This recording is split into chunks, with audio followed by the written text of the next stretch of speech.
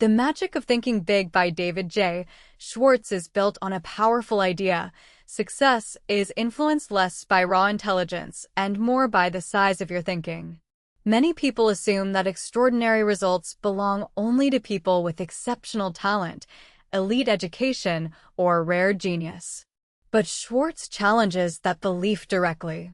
He argues that one of the biggest differences between average results and extraordinary results is not necessarily ability.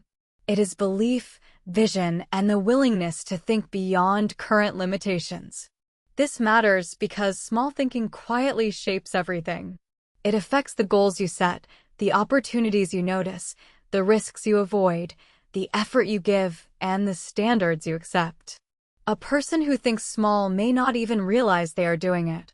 They simply assume the bigger job is for someone else, the larger income is unrealistic, the bold idea is too risky, or the better life is not meant for them. Over time, those assumptions become the invisible walls of their future. Schwartz's message is that the mind tends to move in the direction of what it accepts as possible. If you believe something is beyond you, your behavior usually reflects that belief. You hesitate, shrink, delay, or settle. But if you begin thinking in larger terms, new energy appears. You start approaching life differently. You look for solutions instead of excuses. You ask bigger questions. You act with more confidence. This does not mean pretending to be something you are not. It means refusing to let fear, habit, and low expectations define what you attempt. Thinking big is not fantasy. It is the discipline of expanding what you believe is possible for your life. The book begins by showing that people often underestimate themselves. They assume their current circumstances reflect their permanent capacity. But Schwartz insists that current conditions are not the same as future potential. You may be living smaller than your real capability simply because your thinking has not yet expanded enough to support a larger life. The first lesson is clear. Before your life grows, your thinking must grow. Bigger results usually begin with a bigger internal standard. When you stop accepting a small vision for yourself, you create space for a very different future. One of the strongest messages in the magic of thinking big is that belief matters more than many people realize. David J. Schwartz says that when you truly believe you can succeed, your mind begins finding ways to help make that success real. But when you doubt yourself deeply, your mind often helps prove those doubts correct. This is not magic in the unrealistic sense. It is psychological direction. Belief affects action. Action affects results. A person who believes they can improve, lead, earn more, build something meaningful, or create change tends to behave differently from a person who assumes they are not capable. They speak more confidently. They take more initiative. They persist longer. They notice more possibilities. They recover faster from rejection. By contrast, disbelief creates hesitation. If you secretly believe you are not good enough, you often wait too long, overthink, underperform, and avoid visibility. You may call this being realistic, but often it is simply fear wearing the clothes of logic. Schwartz encourages readers to strengthen belief deliberately. He does not suggest blind arrogance. He suggests building an inner conviction that growth, progress, and success are available to you if you commit seriously. This kind of belief becomes a practical force because it changes what you attempt. A powerful aspect of this lesson is that people often wait for evidence before believing. They think, once I succeed, then I will feel confident. But Schwartz flips that pattern. He suggests that belief often comes first, and then the behavior that creates evidence follows. In other words, confidence is not always the reward at the end. Sometimes it is the decision at the beginning. A practical takeaway is to pay attention to the language you use about yourself. Do you speak in ways that strengthen action or weaken it? Do you say things like, I will figure it out, I can improve, I can handle this? Or do you constantly reinforce limits with phrases like, I am not the type, I could never do that, or I am probably going to fail? Belief does not guarantee instant success, but lack of belief makes consistent success much harder. The deeper point is that the mind listens closely to what you repeatedly tell it. The lesson here is simple but powerful. If you want bigger results, you need a stronger belief that you are capable of producing them. When belief grows, behavior begins to rise with it. One of the most memorable ideas in the book is what Schwartz calls excusitis, the habit of making excuses that protect the ego but destroy progress. According to him, excuses are one of the most common reasons people stay average. They sound reasonable, sometimes even intelligent, but they quietly keep people from taking responsibility and moving forward. Excuses come in many forms. Some people blame health, age, lack of luck, lack of time, lack of education, lack of connections, or difficult circumstances. Others use more subtle excuses. I will start later. I need to feel more ready. I would try if conditions were better.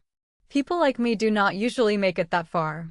Schwartz's point is not that obstacles are fake. Real limitations exist. But excuses become dangerous when they are used as permanent explanations instead of temporary conditions to work through. They create a mental habit of surrender.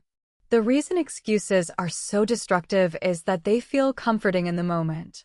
They protect pride. They remove pressure. They make an action easier to justify. But they also keep power outside your control. The more you explain why you cannot, the less energy remains for asking how you can. Schwartz urges readers to become ruthless with excuses. Notice which ones you use most often. Are you saying you are too old, too young, too late, too tired, too inexperienced, too ordinary, or too busy? Once identified, challenge them. Are they truly final barriers, or are they stories you have repeated so often they now feel like facts? A practical benefit of this lesson is that it shifts attention back to action. Instead of asking why life is unfair, you begin asking what step is still possible. Even a small step breaks the emotional grip of excuses and starts restoring momentum. This chapter is powerful because excuses are often socially accepted. They do not look dramatic. But over years, they shape careers, confidence, finances, relationships, and self-respect. Every excuse that becomes habitual teaches the mind to settle. The deeper message is that successful people do not necessarily face fewer obstacles. Often they simply spend less time explaining and more time adapting. Once excuses lose their authority, your capacity for action expands immediately. That is when real growth begins. David J. Schwartz treats confidence as something that can be developed, not something a lucky few are simply born with. This is one of the reasons the book remains so useful. Instead of treating confidence like a mysterious trait, he breaks it down into behaviors that strengthen or weaken it. One of his main arguments is that confidence grows when you act with intention. If you avoid difficult conversations, delay important work, shrink in social situations, and keep putting off the things that matter, your self-trust weakens. But if you speak up, prepare well, move decisively, and do what needs to be done even while nervous, your confidence begins to build. Action creates evidence. That is the key. Many people wait to feel confident before acting, but Schwartz suggests that confidence often comes from acting before you feel fully ready. The more you do that, the more your identity changes. You begin seeing yourself as someone who can handle things. He also discusses the role of appearance and self-presentation. This is not about vanity.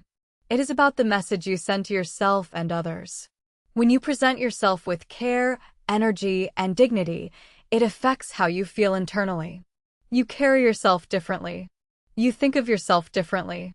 Your appearance can reinforce your sense of seriousness and self-respect. This is an overlooked lesson in self-improvement. People often underestimate how much posture, grooming, tone of voice, and overall presence affect confidence. External habits can support internal belief. A practical takeaway is to identify one area where you have been waiting for confidence and replace waiting with movement. Speak. Apply. Show up. Prepare. Take the meeting. Start the project. Another useful step is to improve the way you carry yourself physically. Stand straighter. Speak more clearly.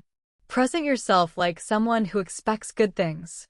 Schwartz's message is that confidence is not built through endless thinking. It is built through behavior that signals strength, intention, and self-respect. The deeper truth is powerful. Every time you act in a way that reflects belief in yourself, you strengthen that belief a little more.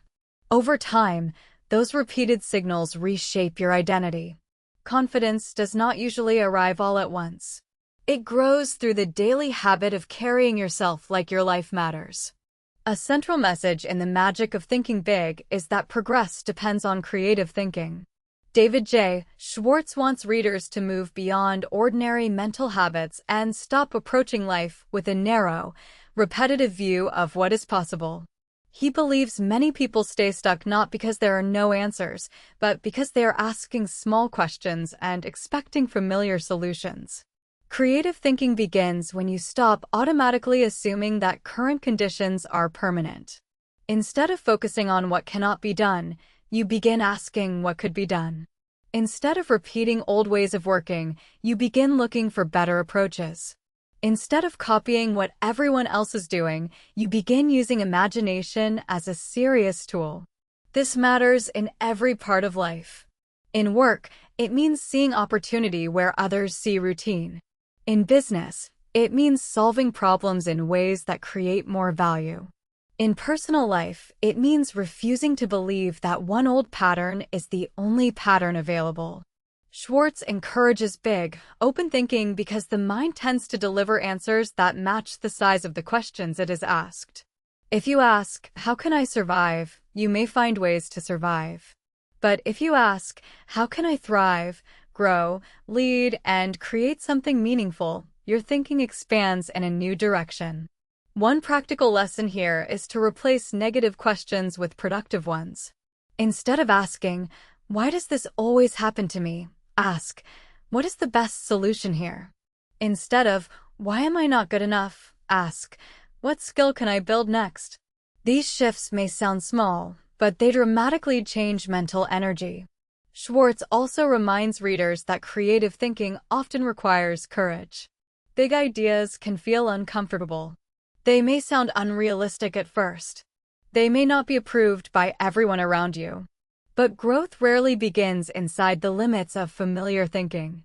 A useful exercise is to take a problem you have accepted as normal and ask for 10 possible improvements or solutions, even if some sound unrealistic at first. The act of widening the frame itself is valuable. The deeper message is that creative thinking is not reserved for artists or geniuses. It is a practical success skill. It allows you to escape mental traps, see alternatives, and move beyond automatic limitations. When you think more creatively, life starts offering more options. And options are often where freedom begins. Another major lesson in the book is that your dominant thoughts shape your identity, your mood, and your direction. Schwartz makes the case that the mind is always being influenced by what it repeatedly focuses on.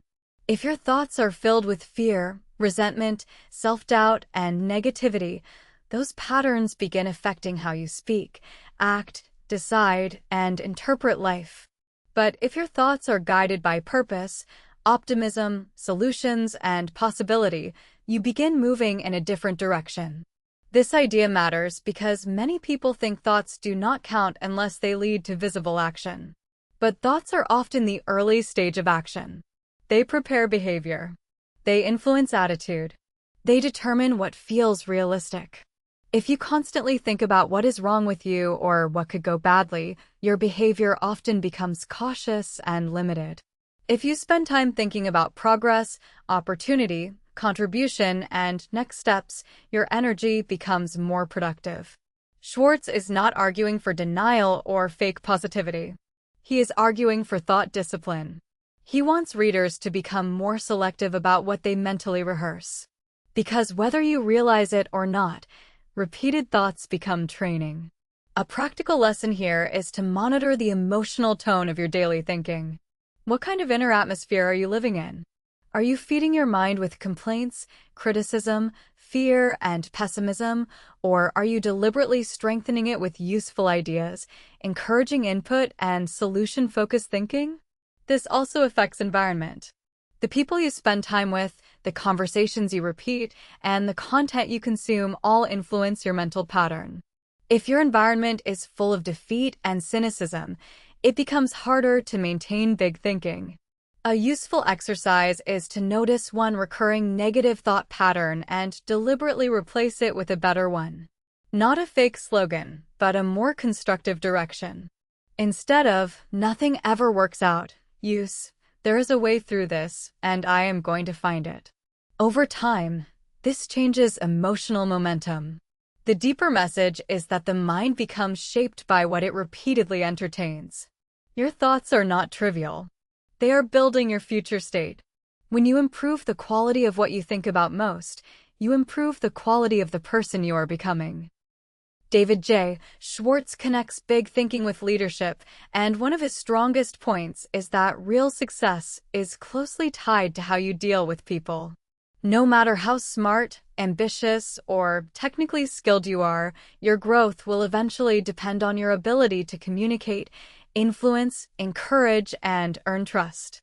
This is where many people misunderstand success.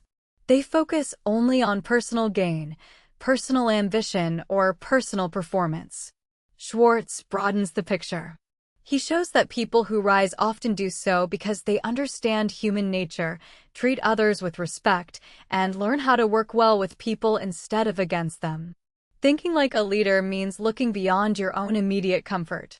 It means becoming someone who solves problems, lifts standards, supports others, and creates momentum. Leaders do not spend all their time complaining or protecting their ego. They take responsibility for tone, direction, and progress. Schwartz also emphasizes the importance of making people feel important. This is not manipulation. It is recognition. People respond strongly when they feel seen, respected, and valued. A person who knows how to encourage others often gains more influence than someone who only tries to impress them. This lesson is valuable because leadership is not only for executives or public figures. It applies in work, family, business, friendship, and community. Wherever you are, you can think more like someone who contributes rather than someone who merely reacts. A practical takeaway is to ask how your behavior makes other people feel. Do they feel dismissed, judged, ignored, and managed, or do they feel respected, heard, and encouraged? That question reveals a lot about your leadership presence. Another useful shift is to stop focusing only on position and start focusing on value. Titles matter less than the ability to create trust and movement. The deeper message is that big thinkers usually understand that success is not a solo performance. It is deeply connected to relationships and influence. The more you can serve, inspire, and communicate clearly, the more powerful your impact becomes. Leadership begins when you stop thinking only about yourself and start thinking about how to elevate the people and situations around you. Throughout the magic of thinking big, Schwartz returns often to attitude. He believes attitude is one of the most underrated forces in success because it affects how you show up, how people respond to you, and how much momentum you create in daily life. Two people can face similar conditions and produce very different outcomes because of attitude. One brings enthusiasm, openness, initiative, and possibility. The other brings cynicism, passivity, complaint, and doubt. Over time, those attitudes create very different reputations and results. This is especially important because attitude is often contagious. In work, families, teams, and social settings, the emotional tone you carry affects others. A positive, solution-focused attitude can lift energy and increase cooperation. A negative attitude can shrink morale and reduce possibility. Schwartz is not recommending shallow cheerfulness. He is recommending a mental habit of approaching life constructively. Problems will still exist. Setbacks will still happen. But attitude determines whether you meet them with resourcefulness or surrender. A practical benefit of this lesson is that attitude is trainable. You may not control every circumstance, but you can influence how you interpret and respond to many situations. That gives you far more power than constant complaining ever will. One useful question is, what kind of emotional climate do I create when I enter a room? Do I increase energy or reduce it? Do I focus people on possibility or on discouragement? That is an important leadership and success question. Schwartz also points out that attitude shapes self-perception. When you approach life with enthusiasm and dignity, you feel more capable. When you drag yourself through everything with resentment, your own energy drops. A daily practical step is to deliberately begin the day by choosing the kind of attitude you want to practice.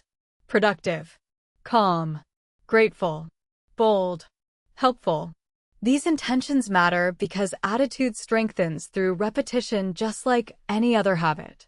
The deeper message is that attitude often becomes the invisible force behind opportunity. People trust it, respond to it, and remember it. When you make a strong attitude part of your identity, you become more effective in nearly every area of life. No life of growth is free from setbacks, and Schwartz is clear about that. What matters is not whether defeat appears, but how you interpret and use it. In the magic of thinking big, defeat is not meant to become a final label. It is meant to become material for learning, adjustment, and greater strength. Many people allow one failure, one embarrassment, one rejection, or one wrong decision to shrink their confidence for years. They turn an event into an identity. They stop trying, stop risking, or stop believing because something painful happened once or several times. Schwartz challenges that pattern. He argues that successful people learn from mistakes without becoming emotionally owned by them. They study what went wrong, make changes, and move forward. They refuse to treat temporary defeat as permanent truth. This is an important lesson because fear of failure causes many people to play small long before life even tests them. They avoid opportunity because they are trying to avoid discomfort. But growth always includes some wrong turns. The point is not perfect performance. The point is better response. A practical takeaway is to develop the habit of asking useful questions after setbacks. What can this teach me? What should I do differently next time? What weakness did this reveal that I can strengthen? These questions turn pain into progress. Schwartz also emphasizes emotional control. Defeat becomes more damaging when it is followed by self-pity, blame, or long periods of negative rumination. The faster you move from emotional reaction to constructive reflection, the more power you keep. This chapter matters because resilience is often what separates people who eventually win from people who remain stuck in regret. The winners are not always the most gifted. Sometimes they are simply the ones who recover better. The deeper message is that setbacks do not need to reduce the size of your thinking. In fact, if handled correctly, they can deepen your maturity and sharpen your strategy. Victory often grows out of what you decided to do after things did not go your way. That is where character and future success are often built. By the end of the magic of thinking big, one truth becomes very clear. Thinking big is not a one-time burst of motivation. It is a daily mental practice. David J. Schwartz is not asking readers to feel inspired for an afternoon. He is asking them to adopt a larger way of approaching life. Big thinking shows up in many forms. It appears when you believe improvement is possible. It appears when you refuse excuses. It appears when you ask better questions, strengthen confidence through action, think creatively, lead with respect, protect your attitude, and learn from defeat instead of bowing to it. This is what makes the book lasting. It does not depend on one tactic. It builds a philosophy, a way of seeing yourself and the world that creates more room for achievement, contribution, and growth. The practical application is straightforward. Start watching where you are still thinking too small. Maybe you are setting goals that do not challenge you. Maybe you are playing safe in work. Maybe you are tolerating weak habits. Maybe you are waiting for permission. Maybe you are talking yourself down before life even has a chance to test you. Then begin changing the standard. Speak with more belief. Replace excuses with action. Aim higher. Ask larger questions. Treat setbacks as information. Carry yourself with more confidence. Stop treating your current situation like the final measure of what is possible. Schwartz's central message is deeply empowering because it suggests that success is not reserved only for the unusually gifted. It is often built by people who choose bigger beliefs, stronger attitudes, and more courageous action. In that sense, the real magic in the title is not fantasy. It is the compounding effect of expanded thinking. When you think bigger, you act bigger. When you act bigger, results begin to change. And when results change, identity follows. The final lesson is simple and strong. Your life tends to grow or shrink in proportion to the size of your thinking. If you want more from life, do not begin by asking whether you deserve it. Begin by asking whether you are willing to think, act, and persist on a larger level. That is the magic this book points to. Not wishful thinking, but disciplined expansion. Not empty confidence, but lived belief. When your thinking gets bigger, your life finally has room to do the same.